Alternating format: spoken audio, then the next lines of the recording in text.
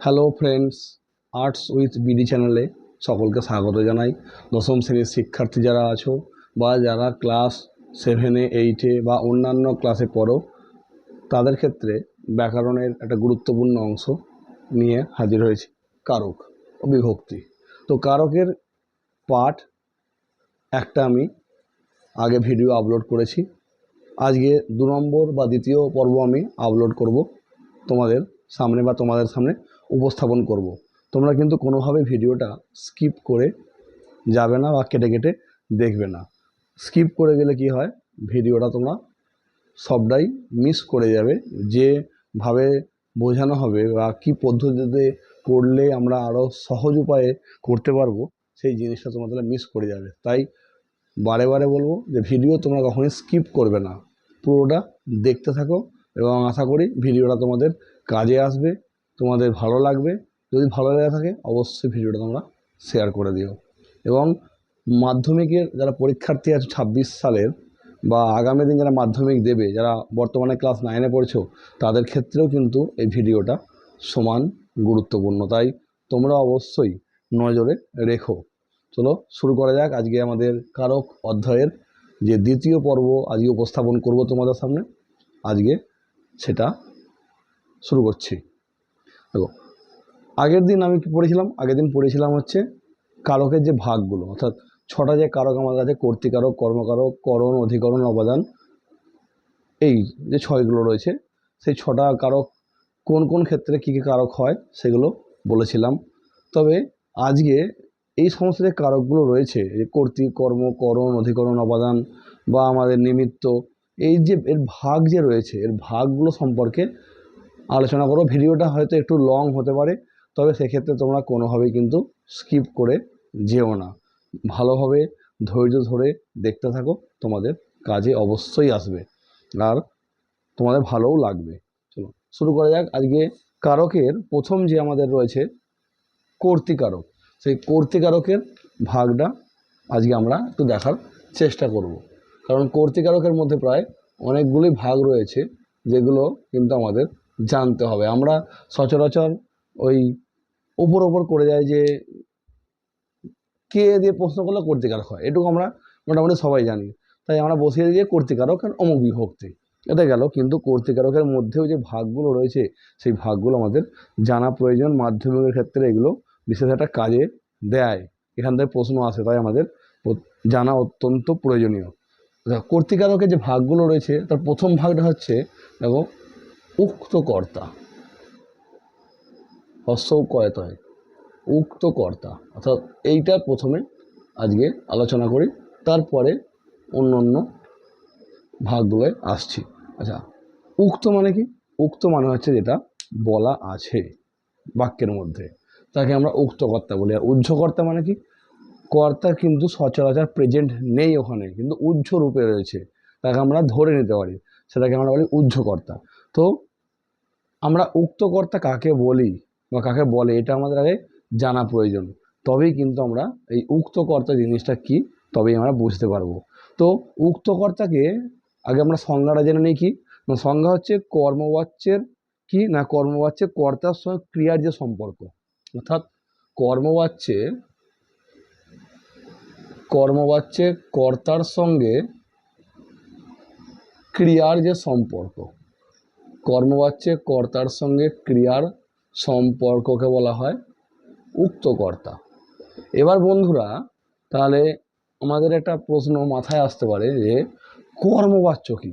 দেখবে দশম শ্রেণীর যারা শিক্ষার্থী আছে, যারা মাধ্যমিক পরীক্ষা দেবে, তোমাদের ব্যাকরণ পাঠের মধ্যে যে কয়েকটা নির্বাচিত সিলেবাস দেওয়া রয়েছে মাধ্যমিক বোর্ড তরফ থেকে বা মধ্যশিক্ষা পর্ষদ থেকে, সেখানে আমরা কি দেখেছি? প্রথম অধ্যায়ে তোমাদের রয়েছে কারক ও বিভক্তি, দ্বিতীয় অধ্যায়ে রয়েছে সমাস, তৃতীয় অধ্যায়ে রয়েছে আমাদের বাক্য, আর চতুর্থ অধ্যায় বাচ্য।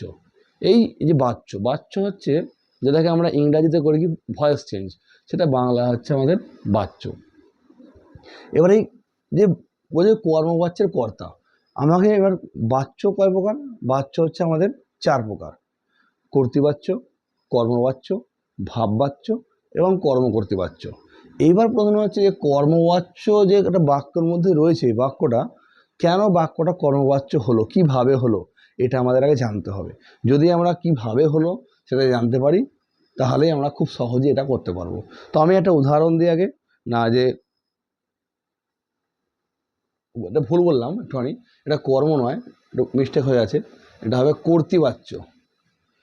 কর্তৃবাচ্য কর্তার সঙ্গে যে ক্রিয়ার সম্পর্ক, এটা তোমরা ঠিক করে নিও। কর্মবাচ্য যেটা কর্তৃবাচ্য হবে, কর্তৃবাচ্যের কর্তার সঙ্গে ক্রিয়ার যে সম্পর্ক তাকেই আমরা বলি হচ্ছে উক্ত কর্তা।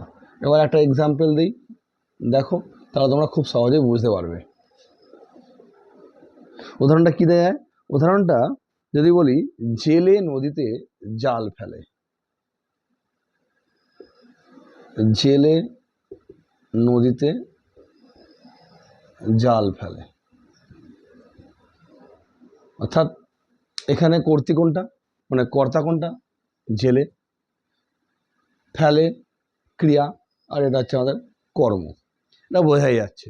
তাহলে কর্তৃবাচ্য কি এটা বুঝবো, বাক্যটা কর্তৃবাচ্য আছে না, মানে কর্তৃ থেকে কর্মের যে নিয়ম, মানে তোমরা যেমন ইংরাজিতে অ্যাক্টিভ ভয়েস থেকে প্যাসিভ ভয়েস পরিবর্তন করো, এরও ক্ষেত্রে একটা নিয়ম রয়েছে। নিয়ম কি না, কর্মবাচ্যে বুঝবো কর্তার পরে র বা এর যুক্ত হয়, বা দ্বারা দিয়া কর্তৃক একটা যুক্ত হয়, এবং সবশেষে ক্রিয়ার ক্ষেত্রে একটা হ ধাতু ওয়ার্ড যুক্ত হয়। যেহেতু দেখো এখানে কর্তার পরে র বা এর নেই, প্লাস দ্বারা দেওয়া কর্তৃক নেই, সেই সঙ্গে ক্রিয়ায় কোনো রকম হ ধাতু ওয়ার্ড নেই, তাই আমরা বুঝবো যে বাক্যটা কিন্তু কর্তৃবাচ্যে রয়েছে। তাই আমরা আবার সংজ্ঞাটা দেখে নিই, কর্তৃবাচ্যে কর্তার সঙ্গে ক্রিয়ার সম্পর্ক। তাহলে বন্ধুরা, কর্তা কোনটা? জেলে। তাহলে এই জেলের কাজ কি, ক্রিয়া কোনটা? জাল ফেলা। তাহলে সংজ্ঞাটা আমার কি বলেছে, কর্তৃবাচ্যে কর্তার সঙ্গে ক্রিয়ার যে সম্পর্ক, অর্থাৎ কর্তার সঙ্গে সম্পর্ক কি? জাল ফেলা। তাহলে জালটাকে ফেলছে কর্তা, আই মিন জেলে, অর্থাৎ এর সঙ্গে এর সম্পর্কযুক্ত। তাই আমরা কি বলবো না, কর্তৃবাচ্যে কর্তার সঙ্গে ক্রিয়ার যে সম্পর্ক তাকে আমরা বলবো উক্ত কর্তা। তাহলে এক্ষেত্রে উক্ত কর্তা কোনটা হয় বন্ধুরা? না জেলে। জেলে হচ্ছে এখানে উক্ত কর্তা। আর একটা উদাহরণ দেওয়া যেতে পারে, যেমন হচ্ছে রতনে রতন চেনে। এটাও কিন্তু একটা তোমরা নিজেরা করতে পারো, রতনে রতন চেনে। অর্থাৎ আমি বোর্ডে একবার লিখি,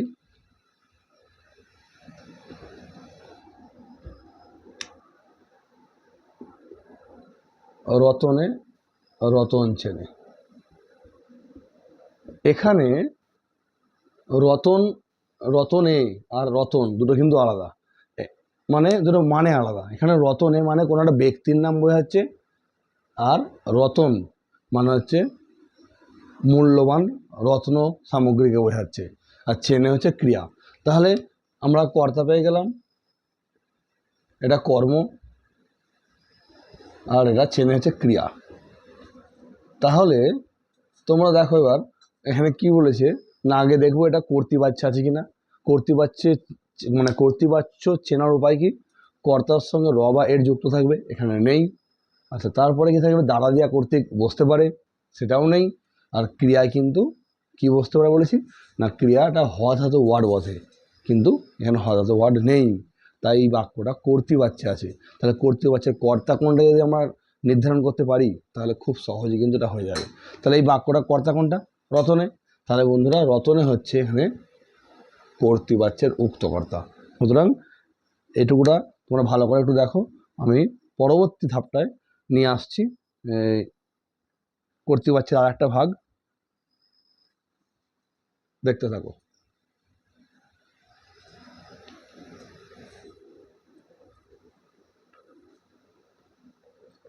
নেক্সট হচ্ছে আমাদের অনুক্ত কর্তা।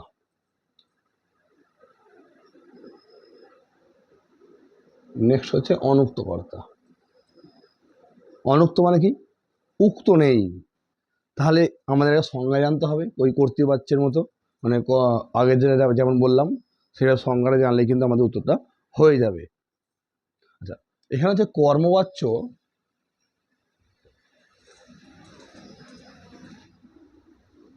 ও ভাববাচ্য, এই দুটো আগে ভালো করে দেখো। কর্মবাচ্য কি, ভাববাচ্য কি। কর্মবাচ্য চেনার উপায় আমি আগেই বলে দিয়েছি কীভাবে চিনবে। আর ভাববাচ্য কি? ভাববাচ্য হচ্ছে ইনডাইরেক্টলি কাউকে কথা বলা, মানে যেটাকে আমরা খারাপ কথায় বলি যে টোন টিটকারি করা, কারোর নাম না ধরে আমি সম্পূর্ণরূপে একদম হাওয়ায় কথাটা বলছি, এবং সে যদি গায়ে মাখে তাহলে সে ভাববে যে সেই কথাটা তার জন্য বলা হচ্ছে।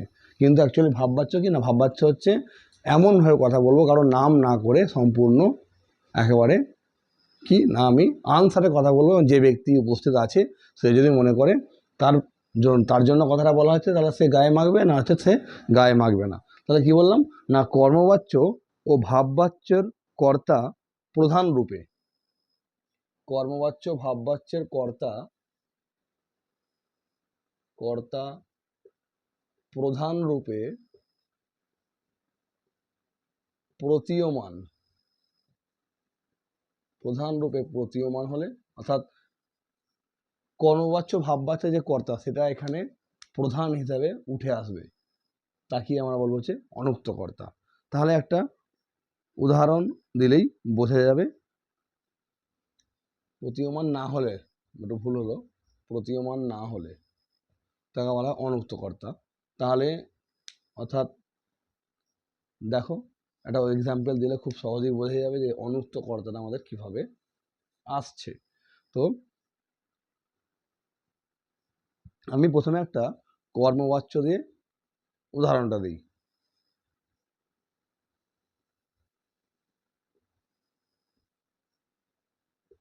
রাম কর্তৃক রাবণ নিহত হয়েছেন। এবার আমি দেখবো এই বাক্যটা কর্মবাচ্য আছে না ভাববাচ্য আছে। যেহেতু সংজ্ঞার মধ্যে আমাকে বলেই দিয়েছে যে কর্মবাচ্য ভাববাচ্য, তাই দেখবো এটা কর্মবাচ্য না ভাববাচ্য।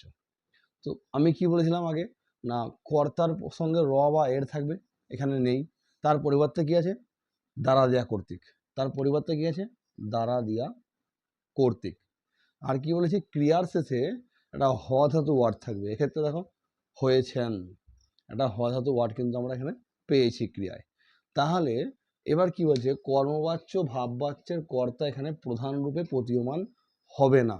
তাহলে কর্মবাচ্য এখানে কর্মবাচ্য কোনটা, এটা পেলাম কর্মবাচ্য।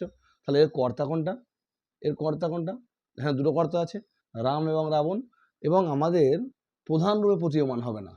তাহলে অপ্রধান কর্তা কোনটা, রাবণ। তাহলে রাবণটা হচ্ছে আমাদের অ্যান্সার, বা রাবণটা হচ্ছে আমাদের অনুক্ত কর্তা। এটা গেল। একবার এটা চট করে তোমরা দেখে নাও।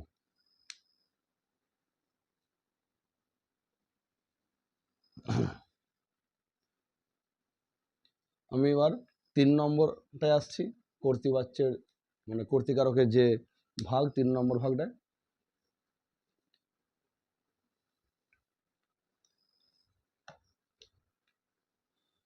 3 নম্বর ভাগ হচ্ছে বন্ধুরা নিরপেক্ষ কর্তা। এটা তোমরা স্টার মার্কিং করে রাখতে পারো। এর সংজ্ঞাও কোনো বারে দেয় পরীক্ষায়, অথবা উদাহরণও দেওয়া হয়। নিরপেক্ষ কর্তা সংজ্ঞা আমাদের জানতে হবে অবশ্যই, নিরপেক্ষ কর্তা কি। তার আগে আমি একটা উদাহরণ বোর্ডে দিয়ে দিই।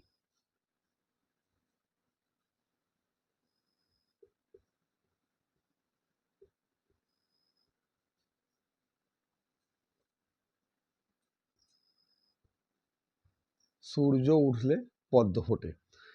সংজ্ঞাটা কিন্তু খুব ভালো করে আমাদের মুখস্থ রাখতে হবে, কারণ সংজ্ঞাটা যদি মুখস্থ রাখতে পারি তাহলে কিন্তু খুব সহজেই আমরা একটা উত্তরটা করতে পারবো। না, বাক্যের মধ্যে যদি দুটো ক্রিয়া থাকে, একটা সমবেয়া ক্রিয়া, একটা অসমবেয়া ক্রিয়া। কি বললাম, বাক্যের মধ্যে দুটো ক্রিয়া থাকবে, একটা সমাপিকা ক্রিয়া আর একটা অসমাপিকা ক্রিয়া। অসমাপিকা ক্রিয়া, এবং সেই সঙ্গে কি বলছে, এদের যে কর্তা, দুটো কর্তা এক হবে না, আলাদা হবে।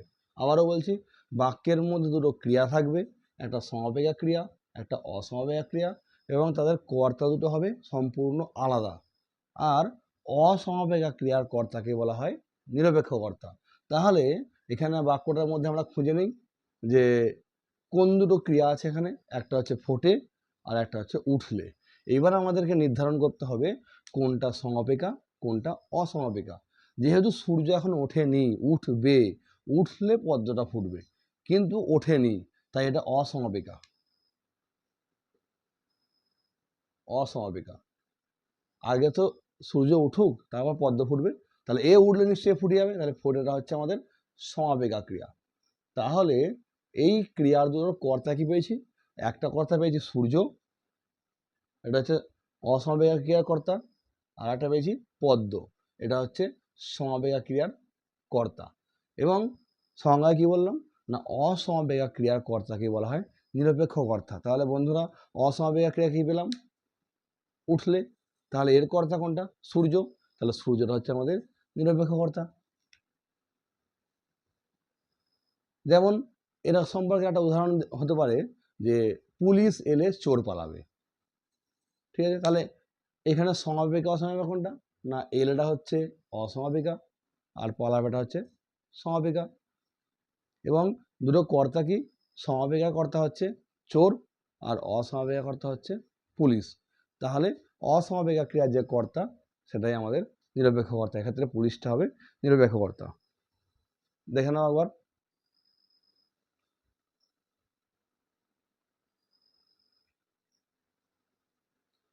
চলো এবার আমরা 4 নম্বর যে রয়েছে ভাগটা, সেই 4 নম্বর ভাগে আমরা যাচ্ছি।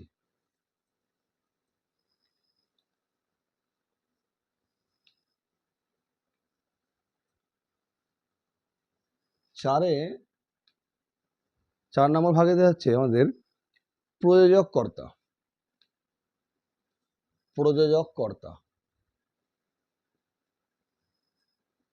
এটা খুব ইম্পর্টেন্ট। প্রযোজক কর্তা প্রতিবারই প্রায় দেখা যায় হয় প্রযোজক দিয়েছে নয় প্রযোজ্য কর্তা, দুটোর মধ্যে একটা দিয়েছে। তাহলে আগে আমরা সংজ্ঞাটা জেনে নেব। সংজ্ঞাটা কি, না যে কর্তা নিজে কাজ করবে না, অর্থাৎ বাক্যের মধ্যে যে কর্তা নিজে কাজ করবে না কিন্তু অন্যকে দিয়ে কাজ করিয়ে নেয়, অন্যকে দিয়ে কাজ করিয়ে নেয়, তাকে আমরা বলি প্রয়োজক কর্তা। কি বললাম, যে কর্তা নিজে কাজ না করে অন্যকে দিয়ে কাজ করিয়ে নেয় তাকে বলা হয় প্রয়োজক কর্তা। একটা উদাহরণ যদি দিই তাহলে আমরা পরিষ্কার বুঝতে পারবো। যেমন আমি লিখলাম রাজ চক্রবর্তী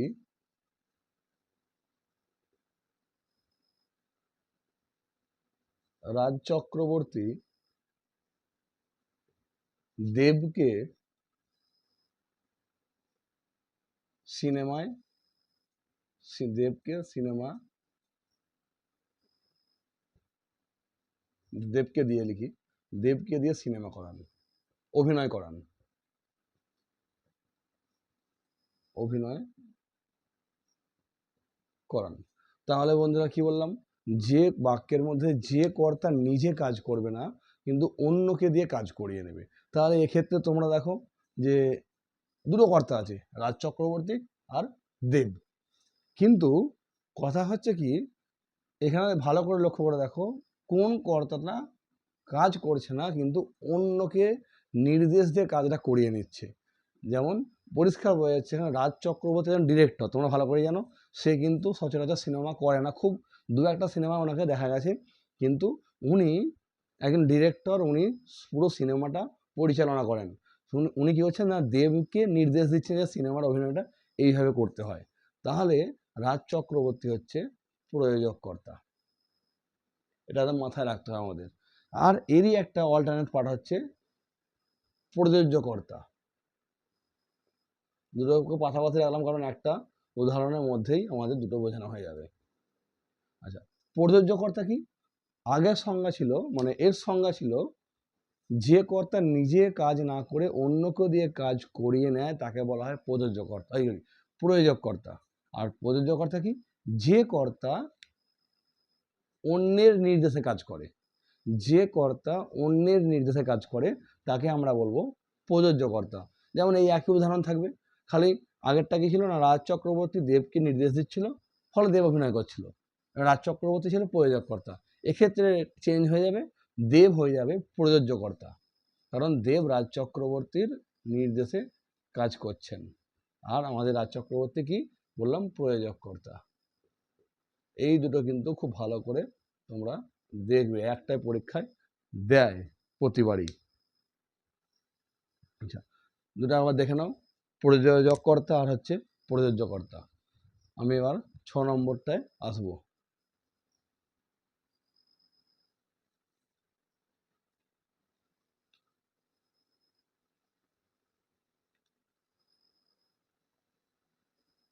কর্তৃকারকের পরবর্তী যে ভাগটা নিয়ে এলাম, সেটা হচ্ছে সমধাতুজ কর্তা।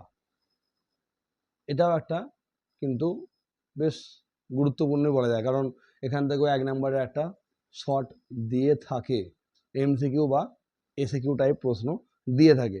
আমাদের কিন্তু এই সংজ্ঞাটা জানলেই অ্যান্সারটা খুব সহজে হয়ে যায়। সংজ্ঞা আমাদের মুখস্থ রাখতে হবে, সংজ্ঞা না মুখস্থ রাখলে কিন্তু কোনোভাবেই এগুলো করা যাবে না। তবে খুবই সোজা এবং খুবই সহজ সংজ্ঞাটাও মনে রাখার। তাহলে আমরা প্রথমে দেখে নেব যে সংজ্ঞাটা কি।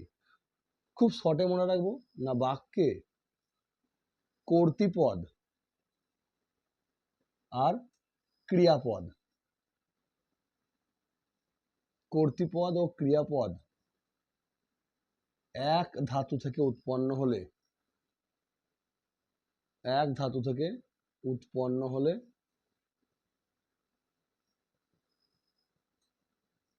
তখন তাকে বলা হয় সমধাতুজ কর্তা। কি বললাম? বাক্যের কর্তৃপদ এবং ক্রিয়াপদ যদি এক ধাতু থেকে উৎপন্ন হয় তখন তাকে বলা হচ্ছে সমধাতুজ কর্তা, মানে সেই কর্তাকে বলা হচ্ছে সমধাতুজ কর্তা। আমরা একটা উদাহরণ দিয়ে বোঝাই, তাহলে বোঝা যাবে খুব সহজেই। যেমন হচ্ছে লেখক বই লেখেন। দেখো বন্ধুরা, একটা উদাহরণ বোর্ডে লিখেছি, লেখক বই লেখেন। তাহলে আমাকে আগে কি করতে হবে না, আমাকে আগে এই সেন্টেন্সটার মধ্যে কর্তা কর্ম ক্রিয়া খুঁজতে হবে। তাহলে কর্তা কোনটা? লেখক, লেখক হচ্ছে কর্তা। ক্রিয়া কি? লেখেন। তাহলে বই কি? কর্ম। তাহলে আমি সংজ্ঞায় কি বললাম? সংজ্ঞায় বললাম বাক্যের কর্তৃপদ এবং ক্রিয়াপদ যদি একই ধাতু থেকে উৎপন্ন হয় তখন তাকে বলা হচ্ছে সমধাতুজ কর্তা। তাহলে বন্ধুরা আমরা কর্তাপদ পেয়ে গেছি, ক্রিয়াপদ পেয়ে গেছি। এবার আমরা দেখবো হচ্ছে কিভাবে একই ধাতু থেকে উৎপন্ন হচ্ছে কর্তার ক্রিয়াটা। দেখো এখানে লেখক রয়েছে আর এখানে লেখেন রয়েছে।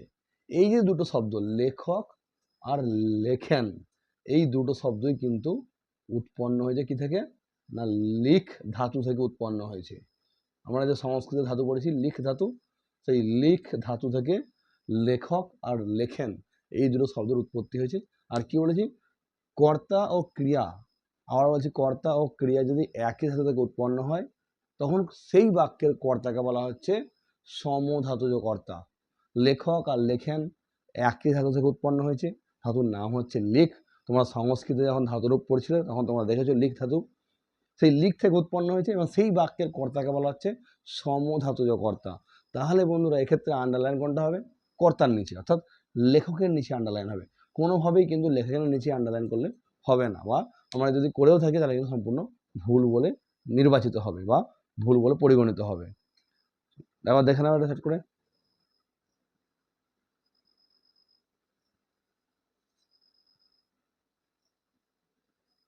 চলো এবার আমরা 7 নম্বরে যে রয়েছে, 7 নম্বর যে ভাগটা, সেই 7 নম্বর ভাগে আমরা প্রবেশ করব।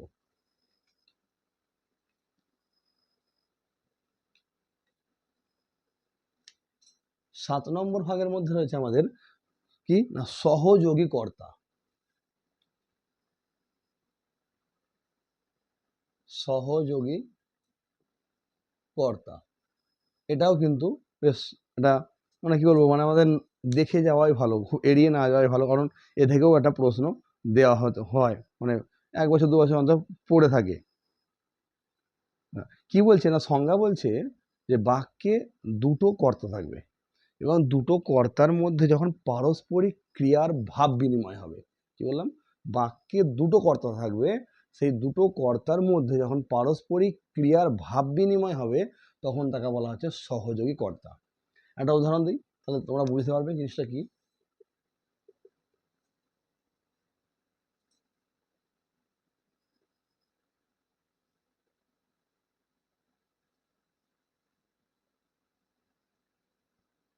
মায়ের ঝিয়ে ঝগড়া করে।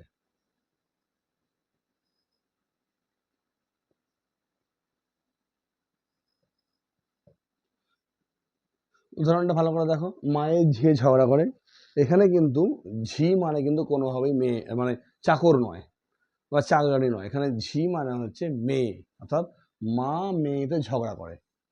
তার মানে হচ্ছে এই বাক্যের মধ্যে আমরা দুটো কর্তা পেয়েছি, মা একটা কর্তা, ঝি একটা কর্তা বা মেয়ে একটা কর্তা, আর এটা কর্ম, এটা ক্রিয়া।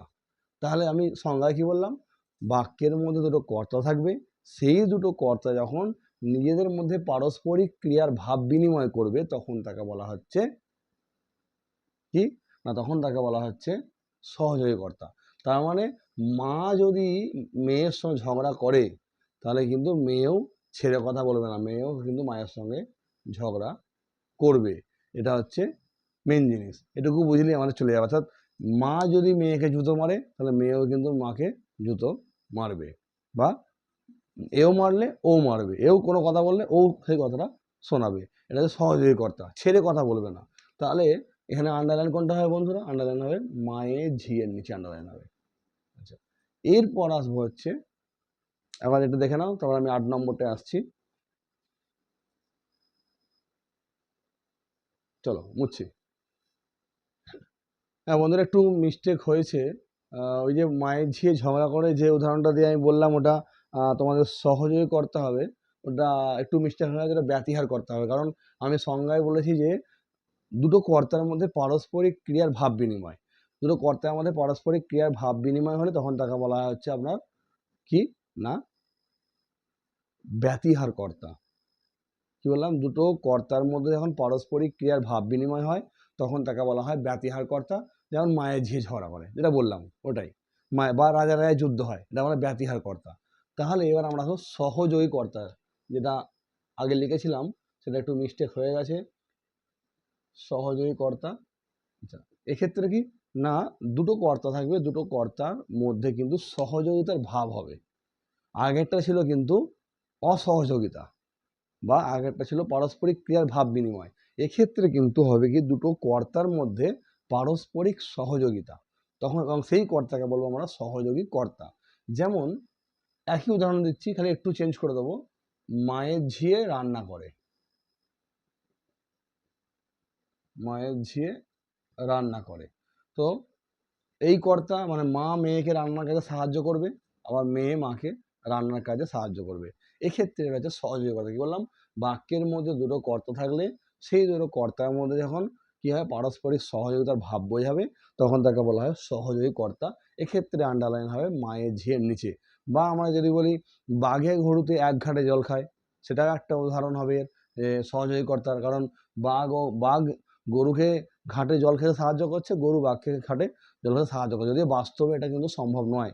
কারণ বাঘ কখনোই থেমে থাকবে না গরুকে ঘাটে দেখলে, কারণ সে আক্রমণ করবেই। তাই ওটা বইয়ের মধ্যেই আমাদের মানে ভাষার মধ্যে সীমাবদ্ধ। চলো চলো নেক্সট আমরা 9 নম্বরে যে এটা রয়েছে ভাগটা, সেই 9 নম্বর ভাগে আমরা প্রবেশ করছি। 9 যেটা রয়েছে সেটাও কিন্তু আমাদের মানে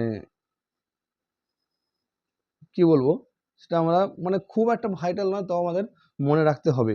কারণ মনে রাখা কোনো ক্ষতি নয়, মনে রাখলে আমাদের কিন্তু কাজে আসবে। সেটা হচ্ছে কর্ম কর্তৃবাচ্যের কর্তা, কর্ম কর্তৃবাচ্যের কর্তা।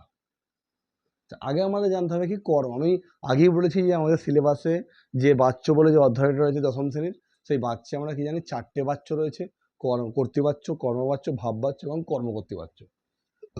এই 4টে বাচ্য রয়েছে। তো সেই 4টে বাচ্যের মধ্যে একটা হচ্ছে কর্মকর্তৃবাচ্য।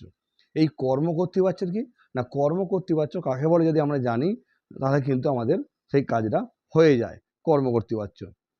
আচ্ছা, এখানে হচ্ছে যখন কোনো বাক্য, অর্থাৎ একটা বাক্য থাকবে, সেই বাক্যের মধ্যে কর্তা অ্যাবসেন্ট, কর্তা ঊর্ধ্ব আছে বা কর্তা উপস্থিত নেই, কিন্তু কর্মটা কর্তার কাজ করবে। কি বললাম, একটা বাক্যের মধ্যে কর্তা অনুপস্থিত কিন্তু কর্তার কাজটা কর্ম করে দেবে, সেরকম বাক্যকে আমরা বলবো হচ্ছে কর্মকর্তৃবাচ্য। যেমন পাখা ঘোরে,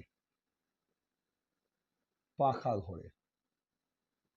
তো বন্ধুরা, পাখা হচ্ছে কর্ম আর ঘোরে হচ্ছে ক্রিয়া। তো পাখার নিচে আন্ডারলাইন থাকবে। হ্যাঁ, স্বভাবতই পাখা তো আর এমনি এমনি ঘুরবে না, পাখাকে কাউকে চালাতে হবে, ইলেকট্রিসিটির প্রয়োজন। বা নৌকা চলে, নৌকা তো আর এমনি এমনি চলবে না, একজন মাঝি প্রয়োজন, সেই মাঝি নৌকাকে বেয়ে বেয়ে নিয়ে যাবে। সুতরাং এখানে কর্ম কোনটা, কর্ম হচ্ছে নৌকা এবং কর্ম হচ্ছে পাখা। অর্থাৎ এই পাখা যে কর্ম আর নৌকা যে কর্মপদ, এই কর্মপদগুলোই কিন্তু কর্তৃপদের বা কর্তার কাজ করবে। তখন সেই বাক্যকে বলা হচ্ছে কর্মকর্তৃবাচ্যের কর্তা। ঘন্টা বাজে, শাঁখ বাজে, গাড়ি চলে, এইগুলো হচ্ছে এই ধরনের কর্মকর্তৃবাচ্যের কর্তার যে উদাহরণ, আমরা এই উদাহরণগুলোকে ফেলতে পারি। ওই একই কিন্তু বাচ্যের মধ্যে এটাও থাকবে, মানে বাচ্য অধ্যায় যখন পড়বে এই জিনিসটাই রয়েছে, তোমরা একটু ভালো করে দেখে নিও, তাহলে কিন্তু এক কাজে দুটো কাজ আমাদের মিটে যাবে। আচ্ছা, পরবর্তী যে রয়েছে 10 নম্বরে আমরা আসছি। 10 নম্বর ভাগটায়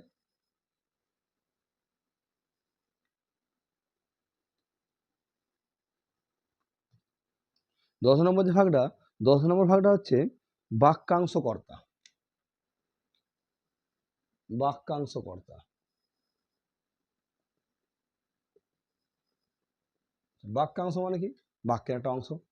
বাক্যের একটা অংশ কর্তা বলে বিবেচিত হবে, তাকে আমরা বাক্যাংশ কর্তা বলি। বা আরও যদি আমরা ডিপলি বলি, ডিপলি হচ্ছে যখন কোনো বাক্যাংশ বিশেষ্য পদ রূপে ব্যবহৃত হয়। কি বললাম? যখন কোনো বাক্যাংশ বিশেষ্য পদ রূপে ব্যবহৃত হয়, তখন সেই বাক্যাংশকে আমরা বাক্যাংশ কর্তা বলি। আবারও বলছি, যখন কোনো বাক্যাংশ বিশেষ্য পদ রূপে পরিচিত হয় বা পরিগণিত হয় বা ব্যবহার করা হয়, তখন সেই বিশেষ্য পদটাকেই আমরা বলি বাক্যাংশ কর্তা। চলো একটা উদাহরণ দিয়ে দেখা যাক।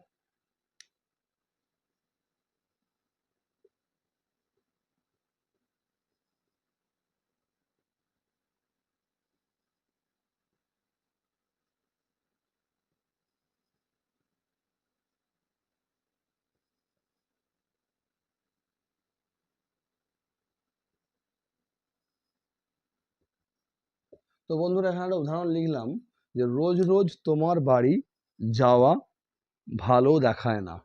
রোজ রোজ তোমার বাড়ি যাওয়া ভালো দেখায় না। তো এখানে কি বললাম? একটা বাক্যাংশ বিশেষ্য পদরূপে পরিগণিত হবে। তাহলে এটুকু আমরা কি পাচ্ছি? ভালো দেখায় না। এটা অর্থাৎ এখানে বিশেষ্য পদ কি রয়েছে, মানে সর্বনাম পদ কি রয়েছে? তোমার। ঠিক আছে, তার আগে আমরা কি দেখব না, এই যে ভালো দেখায় না, এখানে ক্রিয়া, ক্রিয়ার আগে যেটা রয়েছে সেটাকে আমরা পুরোটাই বলতে পারি বাক্যাংশ কর্তা। অর্থাৎ এই রোজ রোজ থেকে তোমার বাড়ি যাওয়া, এই এতটা পর্যন্ত হচ্ছে কিন্তু বাক্যাংশ কর্তা। তো বন্ধুরা, তোমরা এটা ভালো করে দেখে নাও। তো যদি কোনো অসুবিধা থাকে তাহলে আমাকে কমেন্ট বক্সে অবশ্যই জানিও, তাহলে আমি চেষ্টা করব তোমাদের সেই প্রবলেমটা বা সমস্যাটা সলভ করার। ভিডিওটি কেমন লাগলো তোমরা অবশ্যই জানিও। যারা এখনও সাবস্ক্রাইব করোনি চ্যানেলটিকে, তারা অবশ্যই সাবস্ক্রাইব করো এবং পাশে থাকা বেল আইকনটিকে অবশ্যই অন করে দিও। তাহলে যখনই কোনো ভিডিও আমরা আপলোড করব, তাহলে কিন্তু তোমাদের কাছে সবার আগে পৌঁছে যাবে। চ্যানেলটিকে অনেক বেশি বেশি করে লাইক করো, কমেন্ট করো, শেয়ার করো। এবং কমেন্ট করলে কি হয়, না, কমেন্ট করলে আমরা আরও ভালো ভালো, আরও নতুন নিত্য নতুন ভিডিও তোমাদের জন্য, বন্ধুদের জন্য, স্টুডেন্টদের জন্য আমরা আপলোড করতে বা তৈরি করতে আরও উৎসাহিত হব। থ্যাংক ইউ, ধন্যবাদ।